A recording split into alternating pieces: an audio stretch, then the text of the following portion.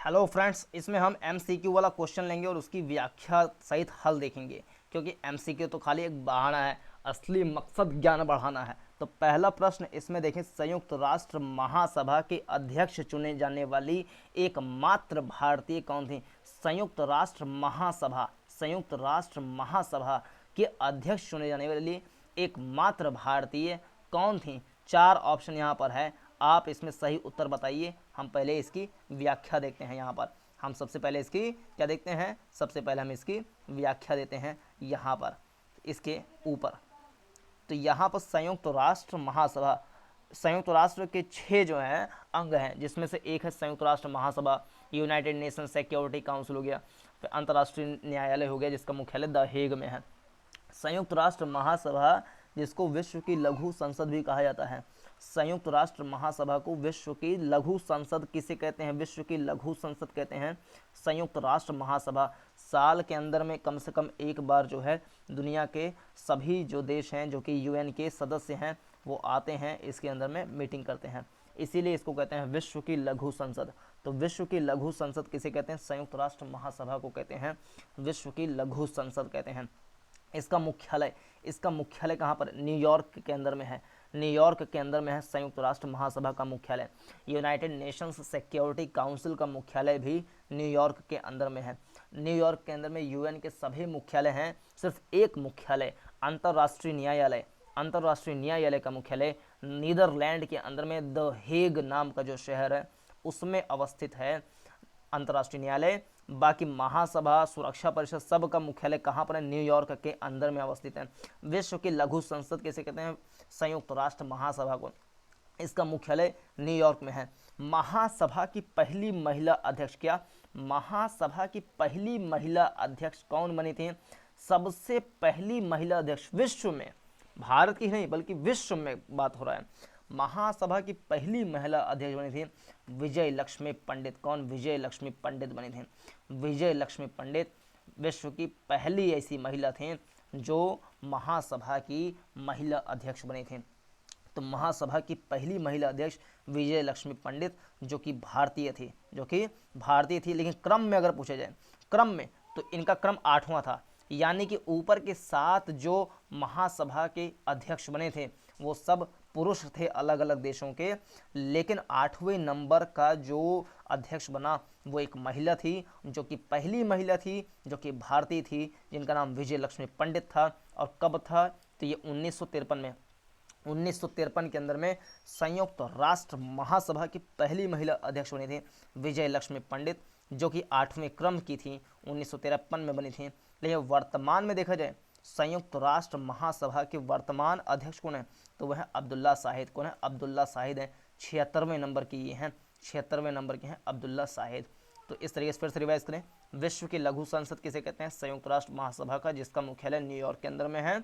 महासभा की पहली महिला अध्यक्ष विजय लक्ष्मी पंडित बनी थी 1953 में, जो कि 8वें क्रम की थी। वर्तमान में अब्दुल्ला शाहिद है, जो कि 76वें क्रम के संयुक्त राष्ट्र महासभा के अध्यक्ष हैं।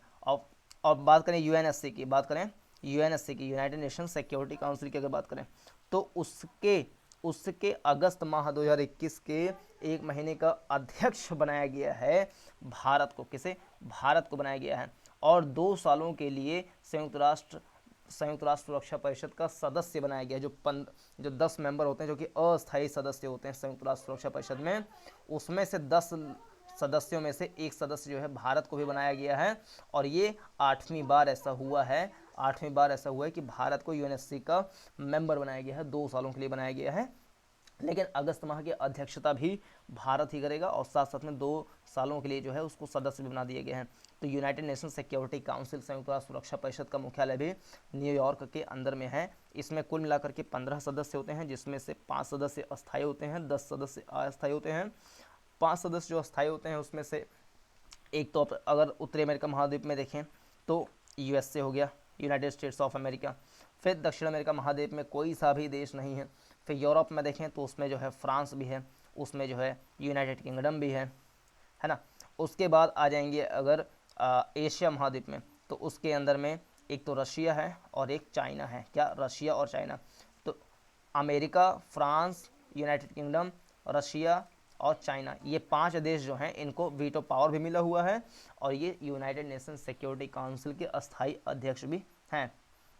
लेकिन 10 जो अस्थायी अध्यक्ष हैं उसमें से अस्थायी सदस्य होते हैं, जिसमें से एक सदस्य भारत को भी बनाया गया है 2021 के अंदर में, जो कि 8वीं बार ऐसा हुआ है। तो ये था इस प्रश्न की व्याख्या। क्या था? व्याख्या था। फिर अगर हम दूसरा क्वेश्चन देखें जो हल्का फुल्का क्वेश्चन हो ताकि उसमें ज़्यादा टाइम ना लगे। जैसे कि यहाँ देखें, निम्न में से कौन सा कोयले का प्रकार है? क्या निम्न में से कौन सा कोयले का प्रकार है? Haematite, anthracite, bauxite, magnetite. तो पहले इसकी हम व्याख्या देखते हैं। यहाँ पर देखें, कोयले का सर्वश्रेष्ठ प्रकार क्या होता है? कोयले का सर्वश्रेष्ठ प्रकार होता है एंथ्रासाइट प्रकार का कोयला जो होता है वो कोयले का सबसे अच्छा कोयला माना जाता है, जिसमें 95% तक कार्बन पाया जाता है। कितना? 95% तक कार्बन की उपस्थिति होती है, एंथ्रासाइट कोयले में होता है। भारत में सर्वाधिक मात्रा में कौन सा कोयला पाया जाता है? तो भारत में बिटुमिनस प्रकार का कोयला सर्वाधिक मात्रा में पाया जाता है। भारत में भी सबसे ज़्यादा मात्रा में कोयला किस क्षेत्र में पाया जाता है? तो छोटा नागपुर के पठार में 90% से ज़्यादा जो है कोयले पाए जाते हैं। बाकी क्षेत्र में कोयला जो है 10% पाया जाता है। भारत में अकेले छोटा नागपुर के पठार के अंदर में 90% कोयला पाया जाता है। बोकारो जो पश्चिम बंगाल के अंदर में कुछ शहर हैं वहाँ पे कोयले के भंडार खूब बढ़िया मात्रा में पाए जाते हैं। ओडिशा में पाए जाते हैं, मध्य प्रदेश के अंदर में कोयला पाया जाता है।